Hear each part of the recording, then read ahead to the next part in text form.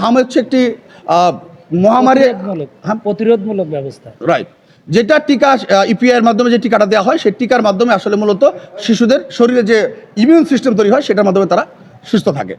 So এইখানে 42,000 কোটি টাকা থাকা সত্ত্বেও, স্বাস্থ্য খাতে বাজেট থাকা সত্ত্বেও কেন সময় মতো টিকা প্রদান করা হলো না, কেন সিরিঞ্জ ক্রয় করা হলো না, আজকে কেন টিকার অভাব?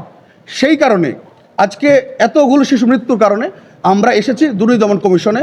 আমরা বিভিন্ন চ্যানেল এবং বিভিন্ন পত্রপত্রিকার মাধ্যমে দেখেছি যে এইখানে অর্থ আত্মসাতের বিভিন্ন গন্ধ পাওয়া যাচ্ছে।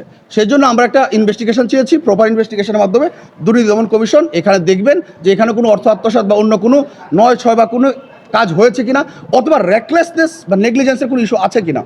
সেই ক্ষেত্রে যদি আমরা এই করাপশনের বিরুদ্ধে না দাঁড়াই, দেখা যাবে যে বর্তমান সরকারের পাশাপাশি বর্তমান সরকার বা পরবর্তী যে সরকার আসবেন, প্রত্যেকটা সরকার যদি এই ধরনের কোনো নেগলিজেন্স বা রেকলেস বা কোনো ধরনের করাপশন করেন, সেটার জন্য আমাদের দেশের রাষ্ট্রীয় জনগণ, প্রজাতন্ত্রের জনগণ এবং শিশু মৃত্যু হবে।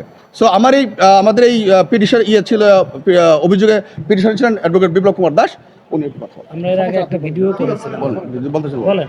আজকের দিন পর্যন্ত